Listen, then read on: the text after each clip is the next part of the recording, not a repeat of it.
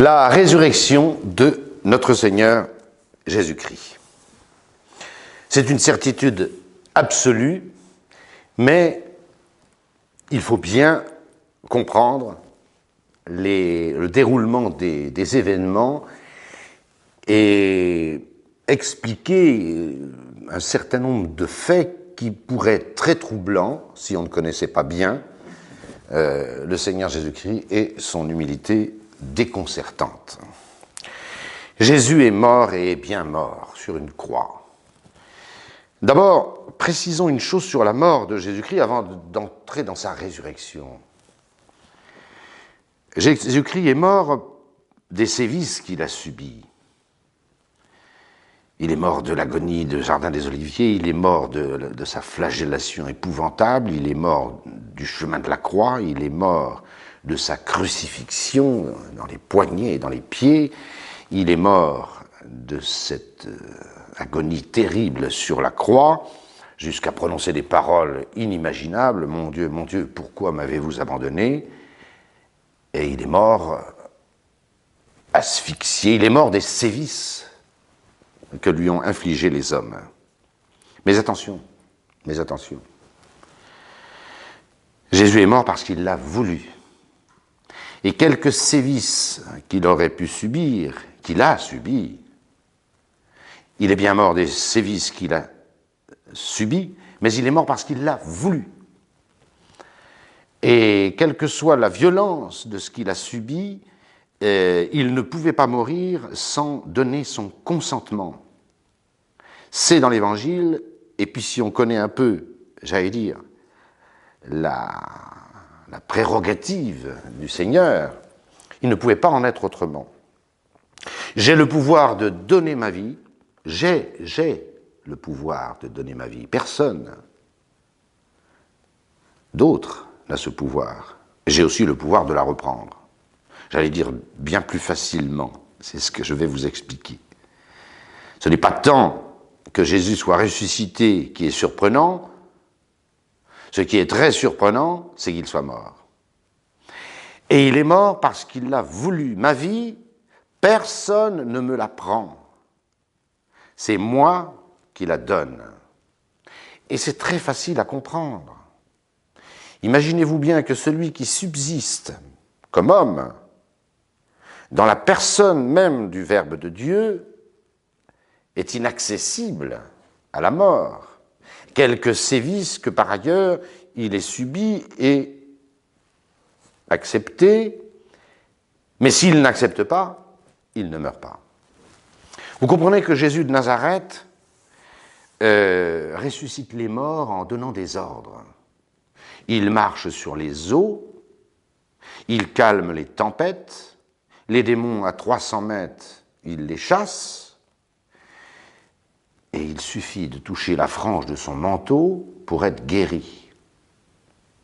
Vous comprenez qu'on ne peut pas assassiner quelqu'un de cette envergure qu'il ne le veuille et qu'il ne s'y soumette.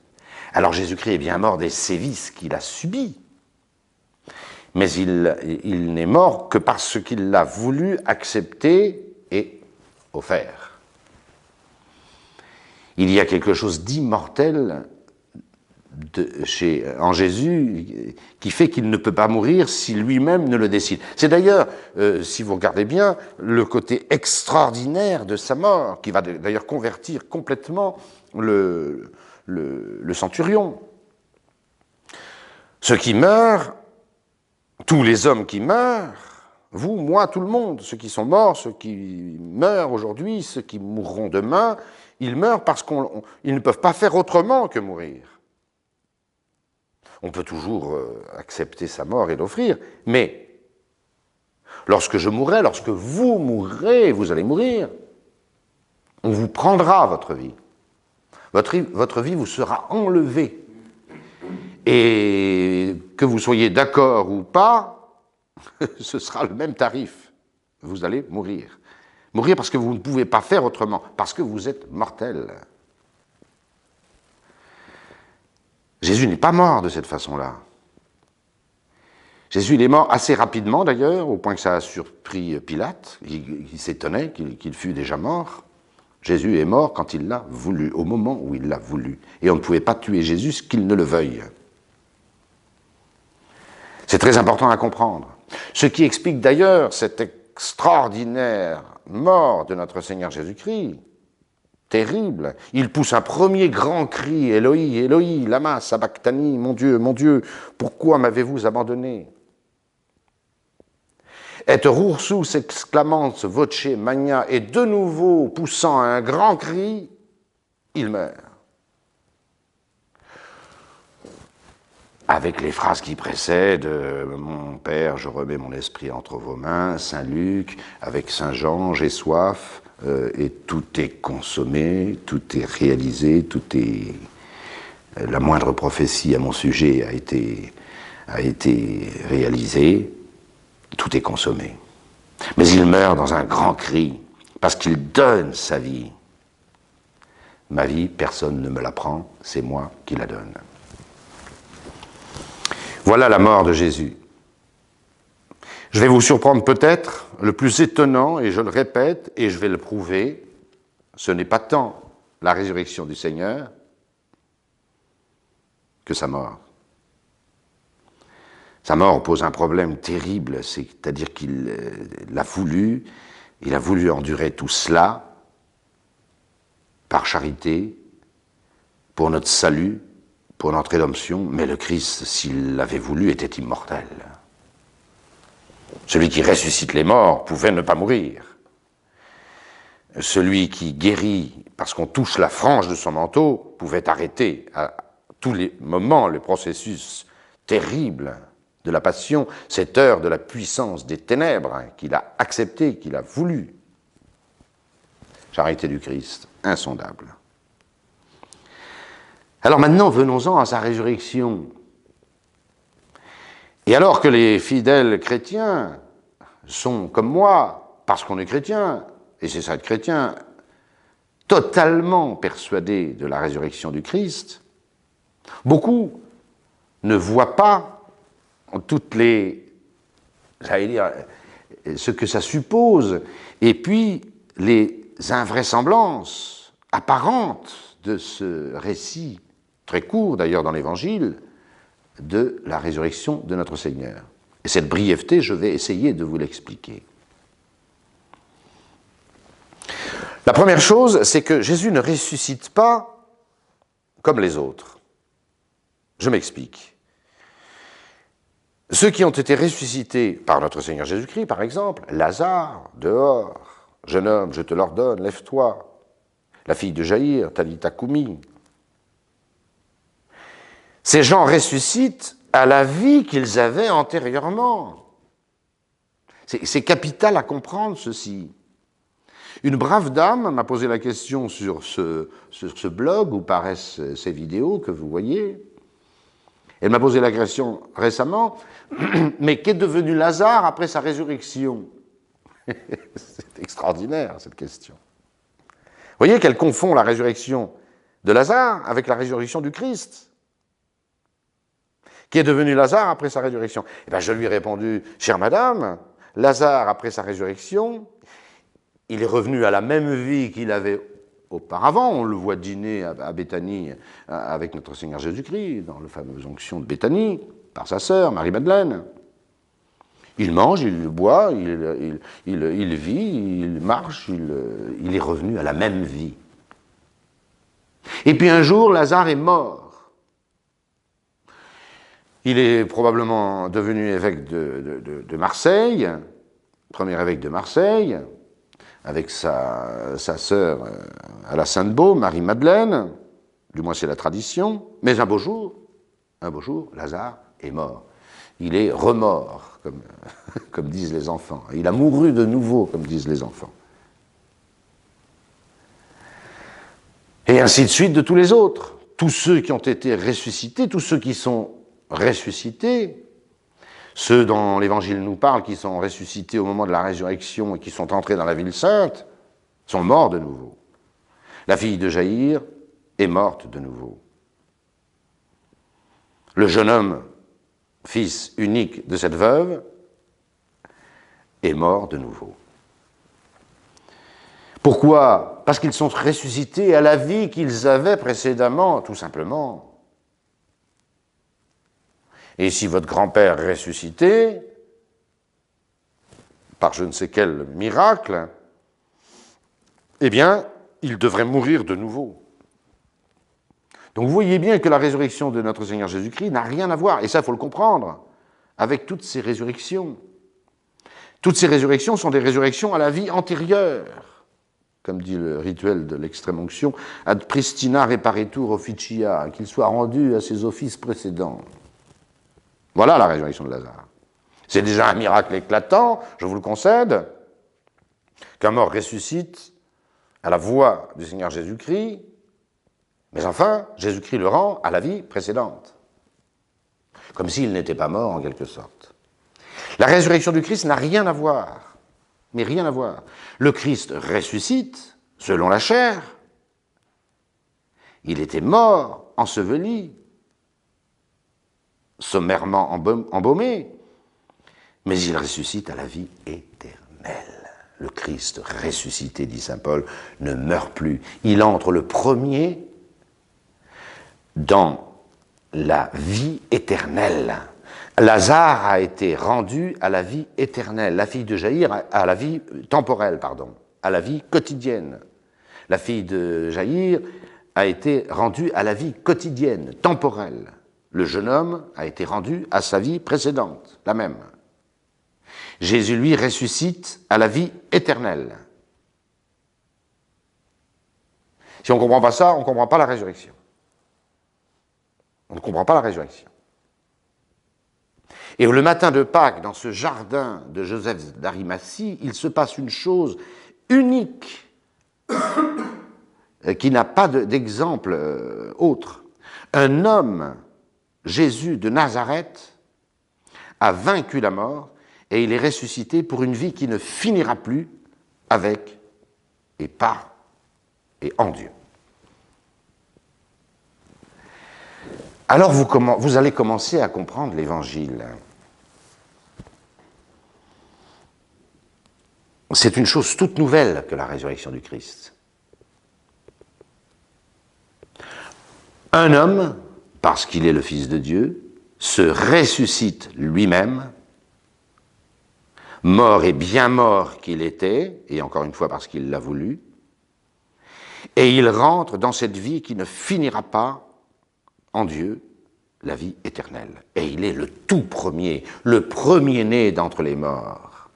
Personne n'avait su faire ça, et personne ne le peut, si ce n'est celui qui, nous les chrétiens j'espère, qui profitent de cette brèche ouverte dans la mort pour se faufiler avec lui dans la vie éternelle. Voilà la résurrection du Christ. Et ça va nous expliquer tout ce qu'il y a d'apparemment extravagant dans l'Évangile.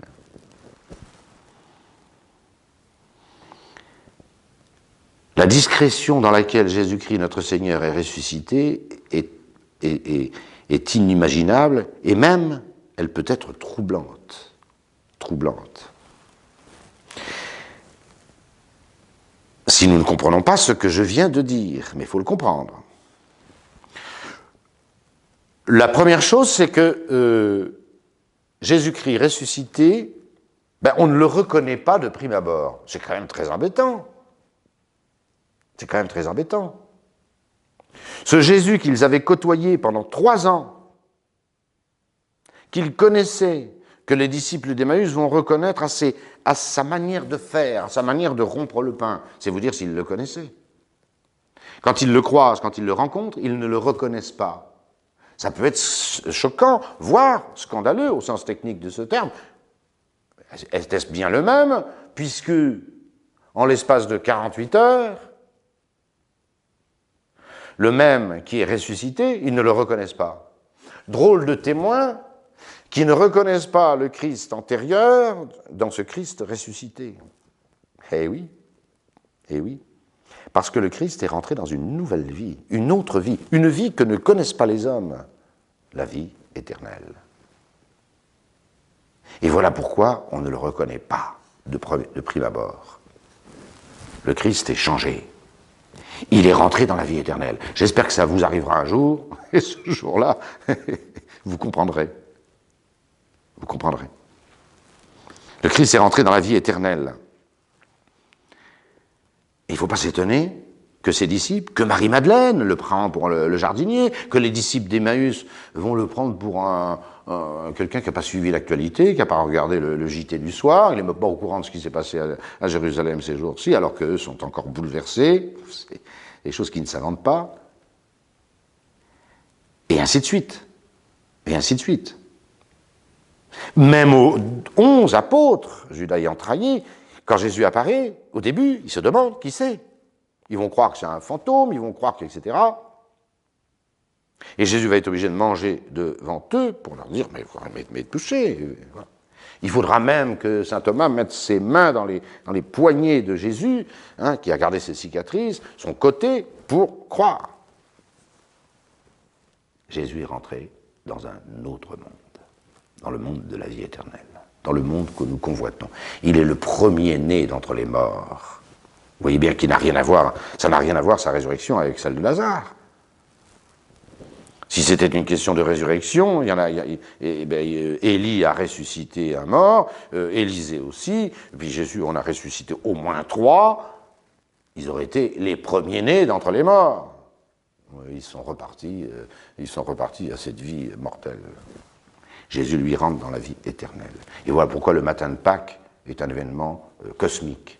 Un homme, Jésus-Christ, dans son humanité, est rentré dans la vie éternelle. Cette vie où la mort et l'enfer ne peuvent plus rien contre vous.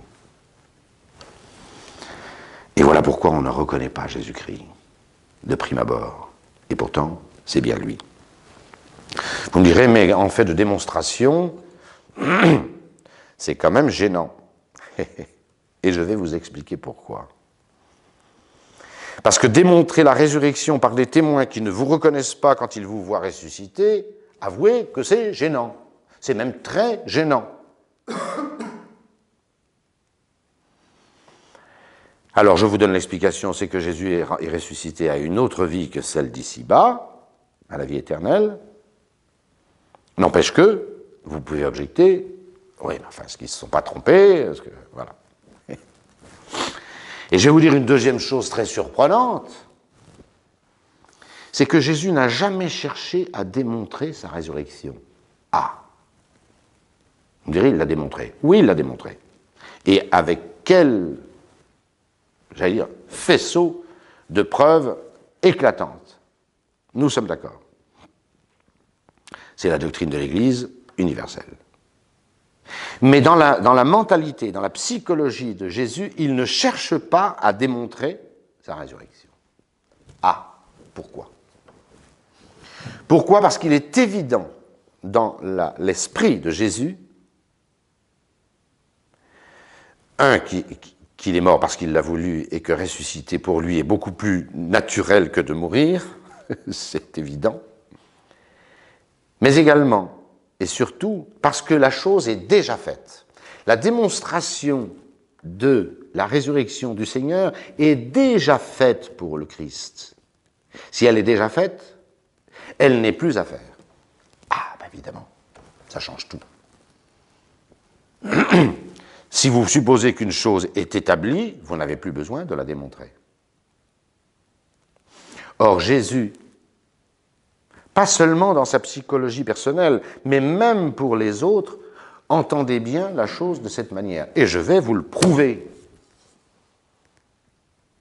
La meilleure preuve est sa conversation avec les disciples d'Emmaüs. Bon, vous connaissez l'histoire, c'est le soir de la résurrection, désabusés, deux disciples cheminent vers Emmaüs en quittant Jérusalem, découragés, angoissés, voilà. Il parle de Jésus au plus que parfait.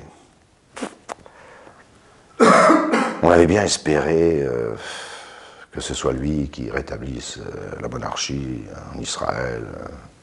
Il était puissant en parole, en action, etc. Et puis un inconnu se joint à eux qu'ils ne reconnaissent pas précisément. Et ce dialogue est absolument fantastique. Mais quelles paroles échangez-vous entre vous, là, sur le chemin? Oh, vous êtes bien le seul étranger, alors à Jérusalem, à pas savoir ce qui s'est passé. Faut lire les journaux. Vous savez pas ce qui s'est passé. Ce Jésus de Nazareth, un prophète puissant en parole. Nous, on espérait... et puis, il a été livré à nos prêtres, aux grands prêtres. Ils l'ont crucifié. Sans désespérer. Sans désespérer. Il y a bien quelques bonnes femmes qui nous ont dit qu'ils sont allés au tombeau ce matin et qu'ils ont pu trouver le corps. Enfin bon, ces histoires de bonnes femmes... voilà. Et que leur répond Jésus-Christ? Voilà la solution. Ô cœur, lent à croire ce qu'ont écrit les prophètes. Ne saviez-vous pas, n'auriez pas dû savoir, vous n'auriez pas dû savoir que le Christ devait ressusciter et souffrir tout cela pour entrer dans sa gloire? Vous ne le saviez pas? Vous n'aviez pas lu les Écritures? Et ça ne suffira même pas à les convaincre, chemin faisant. Ils le reconnaîtront parce qu'ils avaient vu Jésus rompre le pain plusieurs fois. Il avait sans doute une manière à lui de le faire tellement caractéristique qu'il s'est dit, mais c'est lui. C'est lui. Ils ont peut-être aperçu d'ailleurs quelques cicatrices, puisque Jésus a gardé ses cicatrices. Et ils rentrent tout joyeux à Jérusalem. Et quand ils arrivent à Jérusalem, on leur dit, le Christ est vraiment ressuscité, cette fois-ci c'est sûr, il est apparu à Simon-Pierre. Voilà. Vous voyez bien que le Christ pense qu'il n'y a pas besoin de démontrer sa résurrection. Ce devrait être une chose acquise. Acquise. Et il a entièrement raison, parce que toutes les prophéties de l'Ancien Testament le disent. Tu ne laisseras pas ton serviteur goûter la corruption du tombeau. C'est clair. Quelqu'un qui ne se corrompt pas, c'est qu'il ressuscite. Et des preuves de la résurrection dans l'Ancien Testament, il y en a à foison. Mais surtout, plus encore, les déclarations formelles de Jésus-Christ. Au moins 5 fois dans l'Évangile, nous montons à Jérusalem, le Christ va mourir, sera bafoué, on crachera sur lui, etc. Mais le 3e jour, il ressuscitera. Alors, où on croit Jésus-Christ, et totalement, où on ne le croit pas. 3 fois, ça. Mais également les déclarations solennelles de Jésus. J'ai le pouvoir de donner ma vie, mais attention, j'ai le pouvoir de la reprendre. Et lorsque je serai ressuscité, je vous précéderai en Galilée.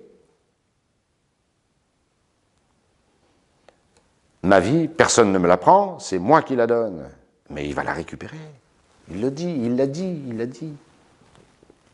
Le plus étonnant de toute cette affaire, ce n'est pas que Jésus ne ressemble pas à lui-même, il est rentré dans une autre vie. C'est que Jésus ne cherche absolument pas à démontrer sa résurrection. Et il reproche cette phrase, par exemple, qu'on met au futur. Quelle erreur! Bienheureux ceux qui n'ont pas vu et qui ont cru. Alors les traductions modernes dans nos missels mettent un futur. Bienheureux ceux qui n'ont pas vu et qui croiront. Mais ce n'est pas ça du tout que dit le texte. Le texte dit qu'on devait croire à la résurrection de Jésus-Christ sans avoir vu quoi que ce soit de la résurrection de Jésus-Christ. Ce n'est pas un futur dans le texte. C'est d'ailleurs une parole de notre Seigneur Jésus-Christ lui-même à ses 11 apôtres. Bienheureux ceux qui ont cru alors qu'ils n'ont pas vu. Donc on devait croire sans avoir vu. En poussant les choses au paroxysme, le Christ n'aurait été vu de personne, je vais un peu loin, j'en conviens. Le Christ n'aurait été vu de personne ressuscité, d'abord il n'en serait pas moins ressuscité, mais les preuves de sa résurrection ne laisseraient pas d'être complètes et apodictiques. Voilà. Vous comprenez que ça change complètement. Ce qui permet au Christ de ressusciter avec son humilité légendaire, mais si je puis dire, insurpassable. Insurpassable. Le passage du Christ sur cette terre a été marqué du sceau de son humilité. Il est le Fils de Dieu. Il fait subsister dans la personne du Verbe cette humanité qu'il s'est acquise. Anéantissement, a dit saint Paul, dans ce fameux texte des Philippiens, chapitre 2. Anéantissement. Anéantissement de la croix. Il s'est fait lui-même, il s'est rendu obéissant, lui-même jusqu'à la mort et la mort de la croix. Toujours Philippiens 2, 5. Philippiens 2, 5. Et on pourrait croire quand même que le jour où Jésus-Christ va ressusciter, mais ça va déménager. Ça va déménager. C'est très mal connaître le Christ. Il sera aussi humble dans sa résurrection qu'il ne l'a été dans son incarnation et qu'il ne l'a été dans sa mort et sa passion sur la croix. Il va ressusciter avec humilité. À des témoins établis d'avance, peu de témoins établis d'avance, même si saint Paul ira aller compter jusqu'à 500, probablement le jour de l'Ascension, où il y a 500 personnes, mais enfin, Jésus ressuscite dans l'humilité qui est la sienne. Et on voit bien que c'est le même. On voit bien que c'est le même. Alors moi, on m'aurait demandé d'organiser le scénario de la résurrection. Ah, je peux vous dire ce que j'aurais fait. Puis je pense que vous aussi. Qu'est-ce que j'aurais fait, moi? Si on m'avait dit, c'est vous c'est vous qui organisez. C'est vous le metteur en scène de la résurrection. Ah, moi, je vous aurais fait un truc bien, hein, mais alors bien comme il faut. Hein. J'aurais commencé par une petite apparition de Jésus au Sanhédrin, réuni au complet. Bien, quelque chose qui, là, Hollywood, tout ça, avec, avec un casting bien fait, voilà, avec tous les procédés les plus, voilà. Et il aurait été clair devant tout Israël, le Sanhédrin, dont la mission d'ailleurs était de reconnaître le Christ, que le Christ, il l'avait assassiné de façon sauvage, brutale, honteuse, ignominieuse, et qu'il était là, devant eux, resplendissant. Alors là, bien.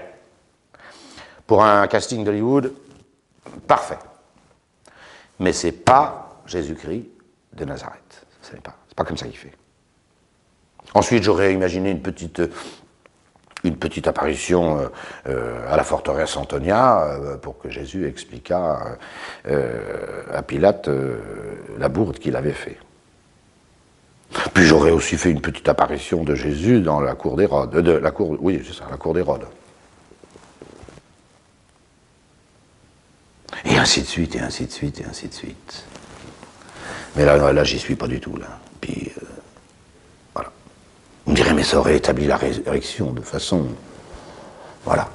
Ça aurait converti le monde. Non, c'est pas les méthodes de Jésus-Christ. C'est tout. Il faut vous mettre ça dans la tête.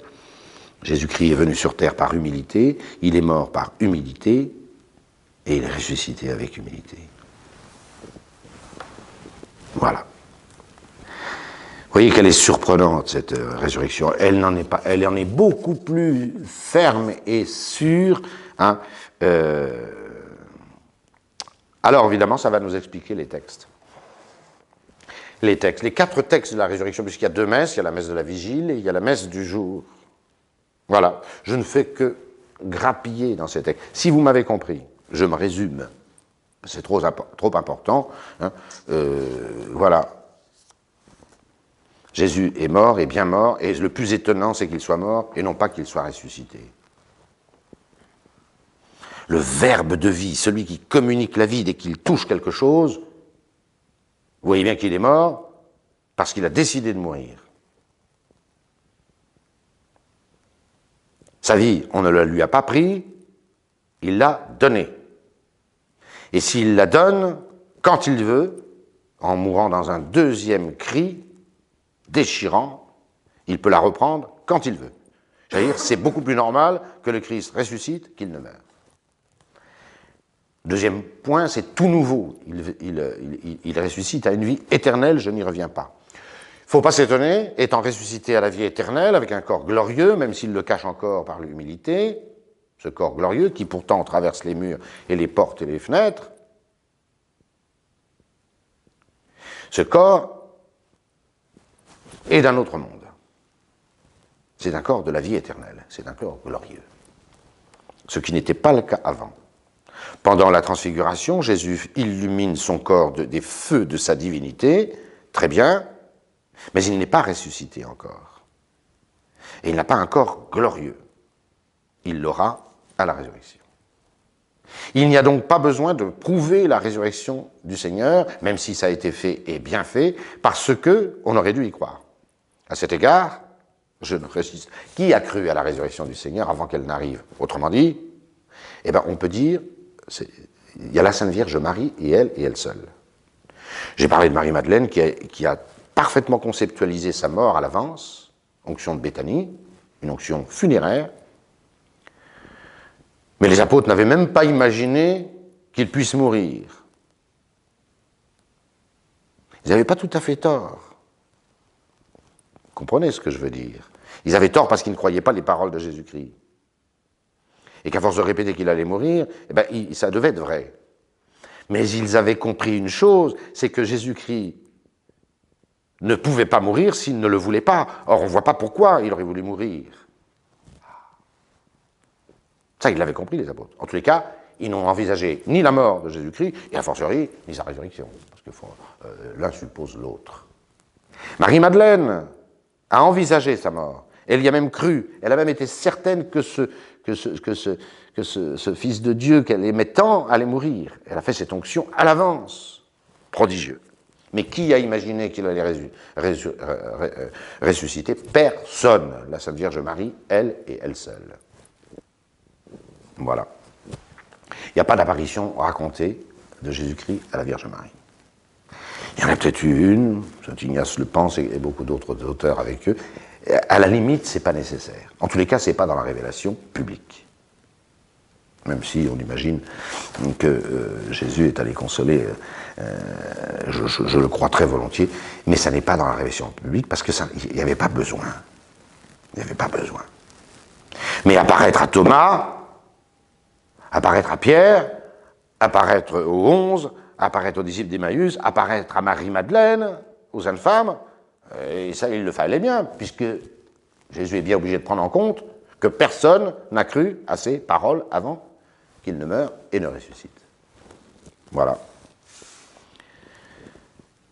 Et on rentre dans un monde tout nouveau, le premier-né d'entre les morts.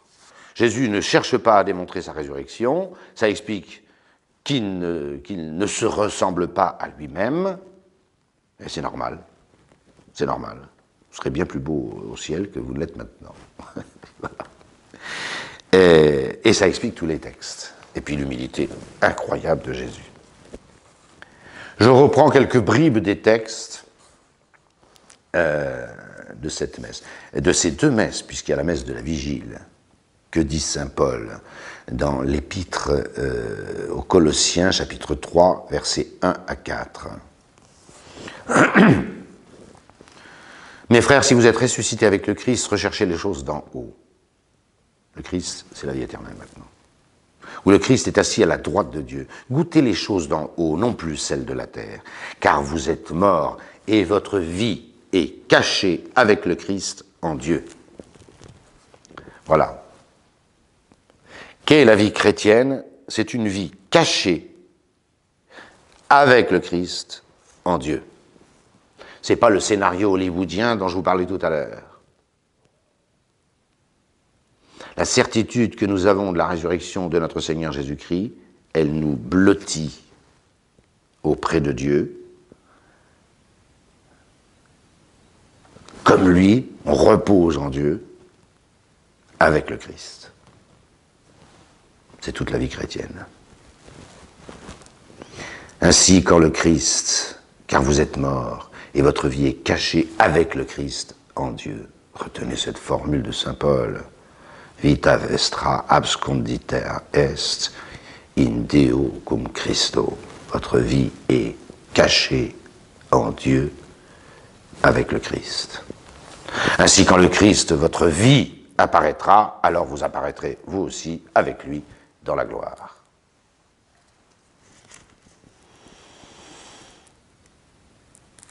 La messe du jour, l'épître,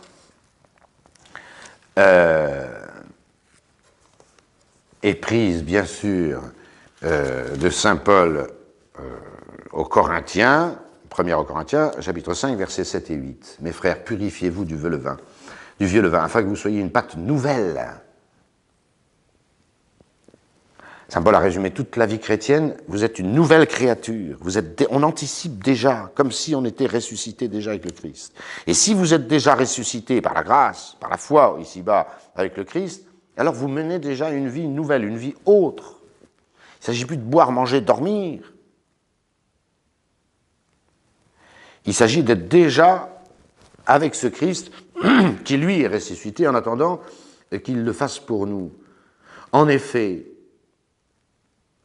donc je reprends cette phrase, « Purifiez-vous du vieux levain, afin que vous deveniez une pâte nouvelle, comme aussi vous êtes des azymes, c'est-à-dire un pain non corrompu, sans ferment de corruption. En effet, le Christ, notre Pâque, a été immolé. » C'est un des anniversaires de la résurrection. Saint Paul écrit cette lettre aux Corinthiens pendant les jours saints que nous vivons. C'est un anniversaire. Dès la résurrection, les anniversaires ont compté. Les chrétiens fêtaient cette fête de Noël, la fête des fêtes et le triomphe des triomphes, au point de vue liturgique. Et saint Paul rappelle, on voit bien la liturgie là, le Christ, notre Pâque, a été immolé. Comme si ça s'était passé hier ou aujourd'hui. Alors cet anniversaire, saint Paul écrit ça une quinzaine d'années après les événements. Le Christ, notre Pâque, a été immolé. Vous voyez l'éternel présent de la liturgie catholique. Célébrons donc la fête, non avec du vieux levain, ni avec du levain de malice et de perversité, mais avec les azymes sans levain de la sincérité et de la vérité. Alors, les témoins choisis d'avance par notre Seigneur Jésus-Christ, ce n'est pas les ennemis, c'est tous les amis du Christ. Et on peut dire, à raison proportionnelle de leur proximité avec le Christ. C'est la raison théologique, d'ailleurs, d'une apparition qui n'est pas révélée publiquement de Jésus à sa mère. Puisque Jésus est apparu à tous ceux, et dans l'ordre de dilection qu'ils avaient eu pour lui, avant sa passion. Il est apparu après sa résurrection, dans l'ordre de dilection qu'ils avaient eu pour lui. Alors il est évident, même si ça n'est pas publiquement révélé, que sa première apparition aura été pour la Vierge Marie. Théologiquement, c'est imparable. Voilà. Et ensuite, celui, ou plutôt celle qu'il avait aimé le plus, c'était Marie-Madeleine. Ça plaît ou ça plaît pas, Marc et Matthieu sont obligés cette fois-ci, enfin, de parler de Marie-Madeleine. N'empêche que, à l'exception sans doute de la Vierge Marie, c'est elle qui a eu le privilège de voir notre Seigneur Jésus-Christ ressuscité, la toute première, au point qu'on l'appelle l'apôtre des apôtres. Et c'est elle qui va annoncer la nouvelle, même si on ne le croit pas. Même si on ne la croit pas, c'est elle qui va annoncer la nouvelle aux apôtres. Qui d'ailleurs ne vont pas la croire. Mais qui a raison, c'est elle. Et pourquoi ? À cause de son amour, tout simplement. On la voit se précipiter juste après la descente de croix pour commencer un petit embaumement. Il faut tout arrêter parce que c'est le sabbat. Elle laisse passer le sabbat. On fait rien, on ne fait pas 30 pas, on ne va pas commencer. Et aux premières lueurs du jour, que fait Marie-Madeleine, qui entraîne avec elle Marie-Salomé, la mère des fils de Zébédée, et quelques autres femmes, elle les entraîne au tombeau en disant on a bâclé le travail, on va bien le faire. Voilà. J'ai dit tout à l'heure que la seule qui n'avait pas besoin d'apparition, c'est la Vierge Marie, et je pense qu'elle en a eu une, parce que personne ne songeait à la possibilité, à l'éventualité que Jésus-Christ ne ressuscitât d'entre les morts. J'ai commis une exception, un oubli, que je répare tout de suite. Il y en a qui pensaient que Jésus-Christ allait peut-être ressusciter. Oui, il y en a. C'était les Sanhédrites.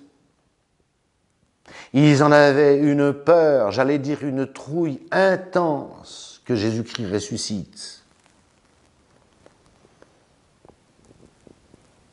Parce que sinon, le texte de saint Matthieu est incompréhensible. Écoutez ce texte, Matthieu 27, 62.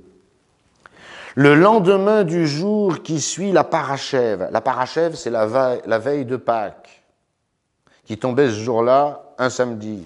Donc, le lendemain de la veille, c'est le jour même. Vous dire, mais pourquoi s'expliquer comme ça?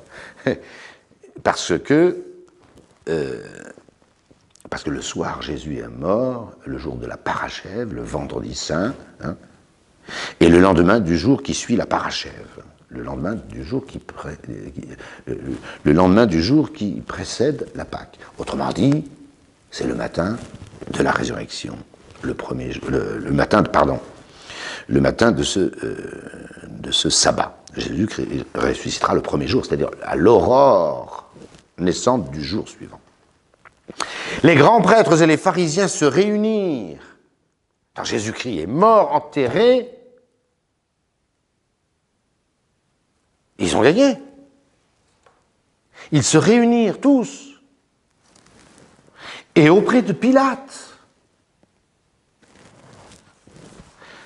Pilate a déjà eu la visite du centurion sur la demande de Joseph d'Arimathie pour enlever le corps, et il a déjà eu la confirmation par le centurion que Jésus-Christ était bel et bien mort. Et d'ailleurs, un soldat, pour qu'il n'y ait plus d'ambiguïté, lui transperce le cœur d'un coup de lance. Donc vous comprenez que Pilate gardait un tombeau, mais il va dire, mais ils sont fous ces gens-là. Ils sont fous. Oui, ils sont fous. Donc vous voyez que tout le Sanhédrin et les grands prêtres et les pharisiens se réunirent auprès de Pilate et lui dirent, Seigneur, nous nous sommes souvenus que cet imposteur a dit, étant encore en vie, il est mort, il est bien mort, mais il a dit, mais enfin c'est quand même incroyable, les seuls qui ont entendu de Jésus-Christ et qui y croient, qui va ressusciter, c'est cette racaille du Sanhédrin. C'est fou. Aucun apôtre n'y songe. Aucune sainte femme n'y songe. Aucun disciple n'y songe. Pas même Saint Jean, pas même Marie-Madeleine. Nous nous sommes souvenus que cet imposteur a dit, étant encore en vie, après 3 jours je ressuscite. Eux, ils l'ont entendu. Inouï, ça. Donnez donc l'ordre que le sépulcre soit gardé sûrement jusqu'au 3e jour. Après, bon, s'il est toujours là dans 3 jours, c'est moins grave. De peur que ses disciples ne viennent le dérober et ne disent au peuple, il faut bien qu'ils trouvent un alibi. Ils ne vont pas dire à Pilate, vous savez, on a vraiment peur qu'il ressuscite. On a vraiment peur. C'est ça la vérité, c'est qu'ils avaient très peur que Jésus-Christ ressuscite. Parce qu'il l'avait écouté, tout simplement. Et que Jésus l'avait dit. On ne peut plus clairement et à de nombreuses reprises. Et c'est quand même incroyable que les seuls qui ont peur que Jésus-Christ ne ressuscite, c'est ceux qui l'ont mis à mort. Enfin, c'est inouï. C'est des preuves qui ne s'inventent pas, ça. Hein. C'est des preuves qui ne s'inventent pas. Et de peur que ses disciples ne viennent le dérober et ne disent au peuple, il est ressuscité d'entre les morts. Cette dernière imposture serait pire que la première. Alors Pilate, vous comprenez, là il dit quand même, ça fait 2 jours qu'il me harcèle avec ce Jésus de Nazareth. Hein, il les renvoie promener. Bon. Comme les avait renvoyés promener pour le Titulus Crucis, hein, Jésus de Nazareth, roi des Juifs. Mais il ne faut pas dire que c'est le roi des Juifs, c'est pas notre roi. Il faut dire qu'il disait qu'il était le roi des Juifs. Oh, Pilate, quoi de scriptie, scriptie? Ce que j'ai écrit, je l'ai écrit, débrouillez-vous. Hein. Basta, ça suffit. Il va faire la même chose. Pilate leur dit, écoutez, vous avez une garde, prenez vos sûretés, comme vous savez faire, hein, puis venez pas me déranger avec ça. Ils allèrent et mirent le sépulcre en sûreté, scellant la pierre avec leur garde. Donc vous voyez, hein, Jésus-Christ est bien enterré, la pierre est scellée, et il y a des gardes du temple qui sont là. Voilà. Alors cet évangile de la vigile est proprement stupéfiant. Et historiquement, il pose un petit problème. Après le sabbat, dès l'aube du premier jour de la semaine, Marie-Madeleine et l'autre Marie, c'est Marie-Salomé, la mère des fils de Zébédée, vinrent voir le tombeau, et voilà qu'il se fit un grand tremblement de terre, car un ange du Seigneur descendit du ciel, et s'approchant, roula la pierre et s'assit dessus. Attention, c'est après la résurrection, ces événements. Jésus-Christ est déjà ressuscité. Son aspect, ça, c'est les femmes qui témoignent de ça. Elles ont vu l'ange. Des femmes faibles ne savaient pas comment elles rouleraient cette pierre qui pouvait faire 2 tonnes, et qu'en plus c'était scellé. Enfin, c'était une mission impossible hein, pour ces femmes. Hein. C'est vrai, ça. Peut-être ne savaient-elles pas que la pierre avait été scellée et qu'il y avait une garde devant. Parce que sinon, je ne vois pas pourquoi il aurait fallu qu'elle parte avec des maçons et des outils. Voilà. L'ange du Seigneur descendit du ciel et s'approchant, roula la pierre. Il s'assit dessus. Son aspect était comme l'éclair, ses vêtements comme la neige. Les gardes en furent terrifiés et devinrent comme morts. Mais l'ange, s'adressant aux femmes, dit « Ne craignez pas, car je sais que vous cherchez Jésus qui a été crucifié. Il n'est point ici, il est ressuscité, comme il l'a dit. Venez et voyez l'endroit où on avait mis le Seigneur. Et allez dire à ses disciples qu'il est ressuscité. Voici qu'il vous précède en Galilée. C'est là que vous le verrez, comme il vous l'a dit. Et moi aussi, je vous le redis, puisque vous n'avez pas voulu le croire la première fois. Voilà. Qu'est-ce qui a terrassé ces gardes? Qu'est-ce qui a terrassé ces gardes? Ça, c'est la version de saint Matthieu que nous venons d'avoir. Le jour de la résurrection, ça c'est la messe de la vigile, lisons également ce texte. Légèrement différent. En ce temps-là, Marie-Madeleine, alors ça c'est la version de saint Marc, chapitre 16, le dernier chapitre de l'évangile de saint Marc.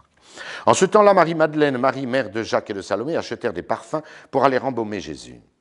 Et de grand matin, le premier jour de la semaine, elles vinrent au tombeau, le soleil étant déjà levé. Sinon, elles n'ont pas le droit de bouger, c'est le sabbat. Hein. Elles se disaient l'une à l'autre. C'est vrai, c'est un vrai problème. Qui nous roulera la pierre de l'entrée du tombeau? Elles ne savent pas qu'il y a des gardes, et elles ne savent pas que la pierre est scellée. Mais il faut déjà pousser cette pierre de 2 tonnes. Et levant les yeux, elles virent la pierre rouler. Or, elle était fort grande. Entrant alors dans le tombeau, elles virent un jeune homme assis à la droite, vêtu d'une robe blanche. Et elles furent saisies de frayeur. Mais il leur dit, ne vous effrayez pas. Vous cherchez Jésus de Nazareth, le crucifié, il est ressuscité. Il n'est pas ici. Voyez l'endroit où on l'avait mis. Mais allez plutôt dire à Pierre et à ses disciples qu'il vous précède en Galilée. C'est là que vous le verrez, comme il vous l'a dit. Voilà. Version plus soft de saint Marc, ce qui a terrassé les disciples, alors il y a 2 hypothèses, hein. C'est la résurrection elle-même,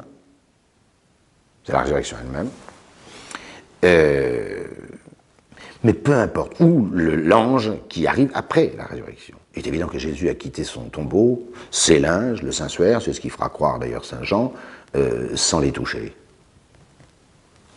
Sans les toucher. Il est passé au travers. Donc la pierre est toujours là, elle est scellée, mais le tombeau est déjà vide. Mais les gardes ont été laissés pour morts. Laissés pour morts. Alors ils sont redescendus.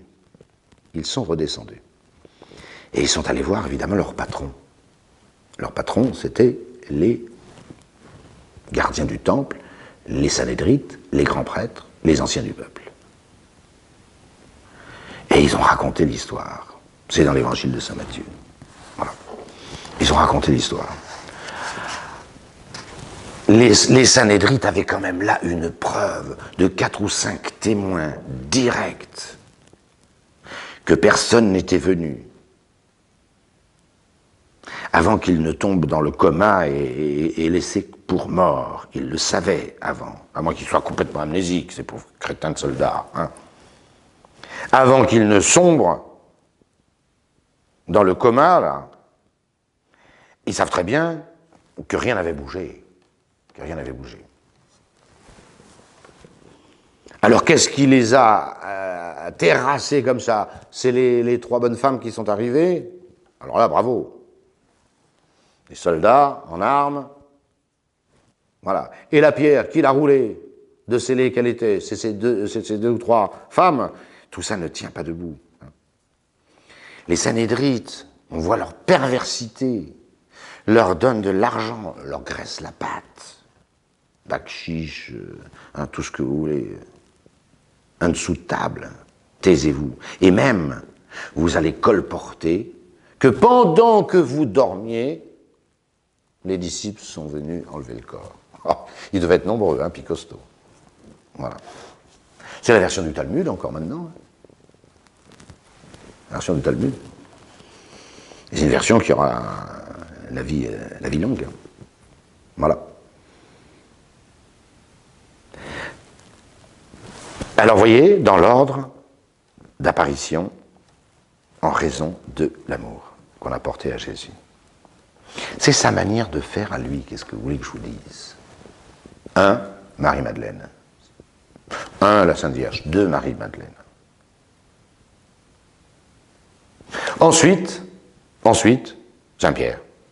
Ensuite, Saint-Pierre. La 3e apparition, c'est Saint-Pierre. Saint-Pierre, parce que Saint-Pierre aimait beaucoup le Seigneur. Il l'avait trahi, tout ce que vous voulez, mais il aimait profondément. Le disciple que Jésus aimait le plus, c'était le petit Jean. Ça, c'est sûr. C'est répété 30 fois dans l'Évangile. Mais celui qui aimait davantage le Seigneur, c'est évidemment Saint-Pierre. C'est pas parce qu'il a été terrorisé pendant la Passion que... voilà. Et puis, vous pouvez prendre l'ordre, ces 2 disciples d'Emmaüs, très proches du Seigneur, et ainsi de suite. Et ainsi de suite. Alors, évidemment, avec ces récits, la fête de Pâques, pour glorieuse qu'elle soit, n'est pas tonitruante. Elle n'est pas fracassante. Elle n'est pas hollywoodienne. Elle est beaucoup plus que cela.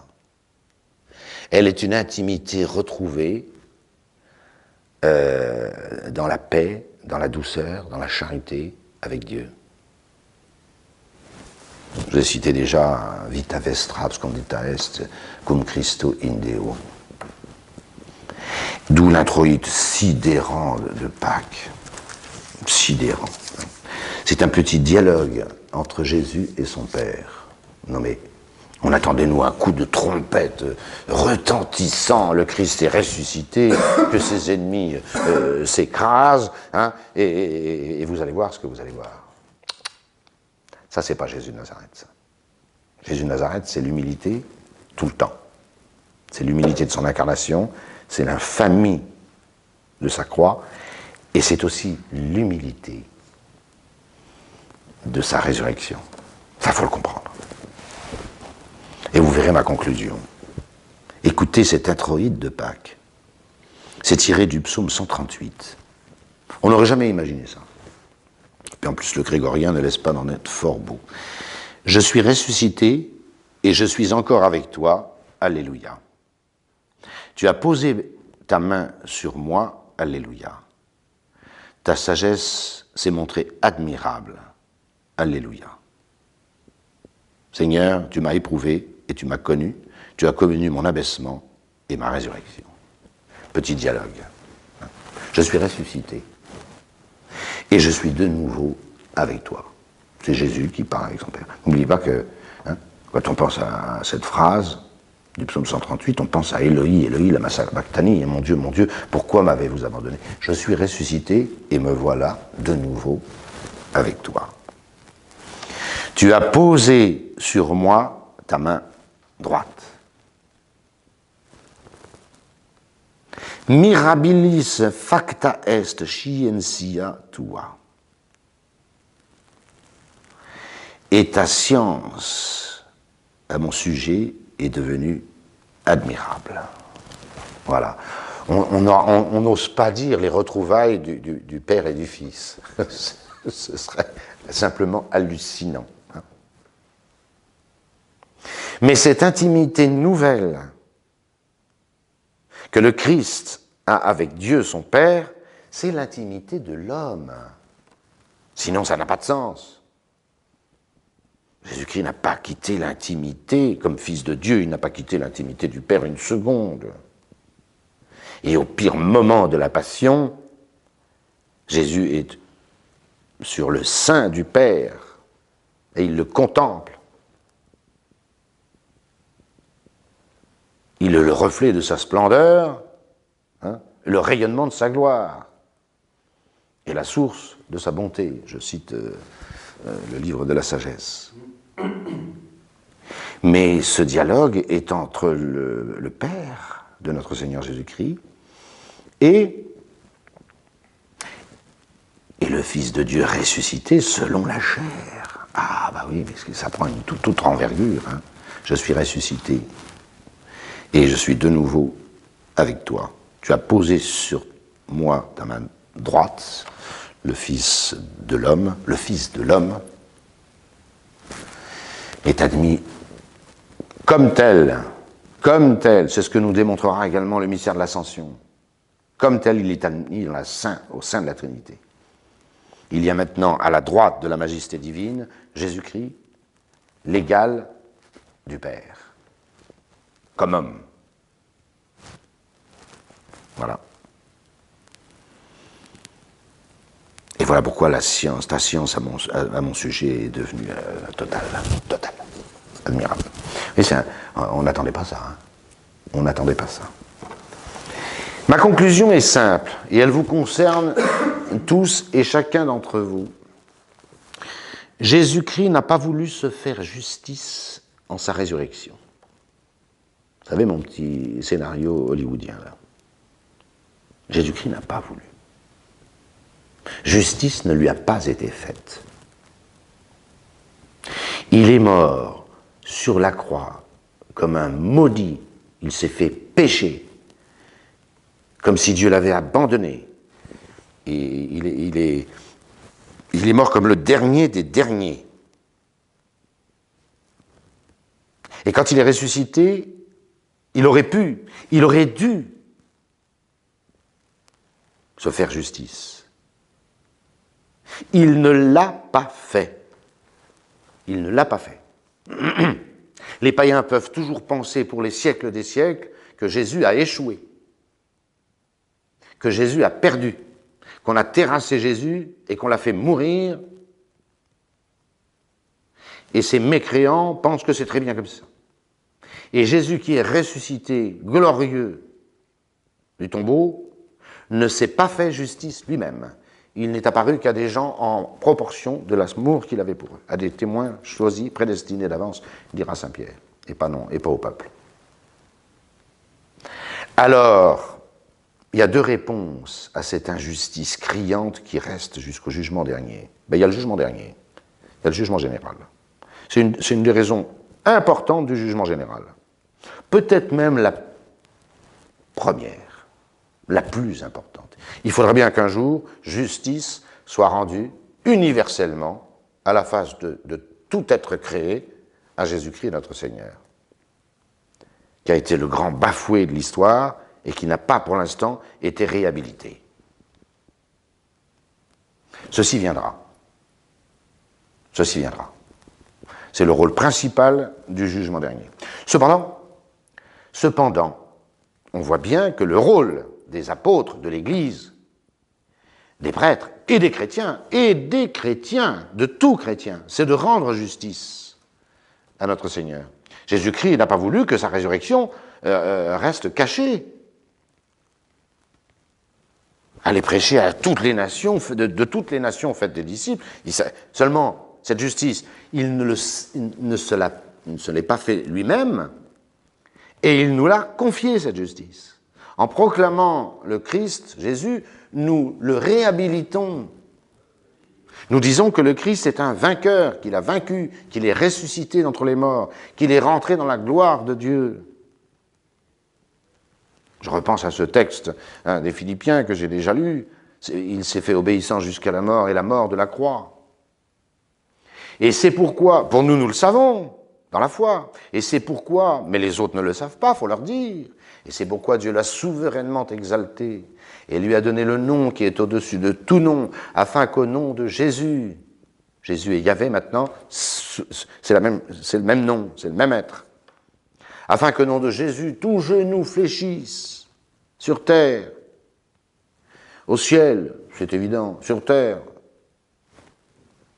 et même dans les enfers, et que toute langue, un jour toute langue confessera que Jésus-Christ est dans la gloire de Dieu le Père. Mais c'est à nous de travailler à ce que toute langue confesse que Jésus-Christ est le Seigneur, dans la gloire de Dieu le Père. Parce que ce travail, il ne l'a pas fait lui-même, et il nous l'a laissé. Et c'est pourquoi un apôtre, un chrétien, tout chrétien est forcément apôtre. Les apôtres ont très bien compris ça. Ils ont dit, c'est à nous de faire justice à notre Seigneur Jésus-Christ. Et qu'est-ce que c'est qu'un apôtre ? Qu'est-ce que c'est qu'un chrétien? C'est un témoin de la résurrection de Jésus-Christ. Tout le monde dit que le Christ a échoué, nous disons qu'il a gagné. Ah, grande différence. Et nous sommes des vainqueurs avec le Christ. Je terminerai par les deux apparitions qui ne sont pas dans l'Évangile, où Jésus-Christ cache encore sa divinité, et a même changé d'apparence, parce qu'il a un corps glorieux. Mais nous avons deux apparitions dans le Nouveau Testament qui ne sont pas dans l'Évangile, où Jésus-Christ apparaît dans toute sa gloire.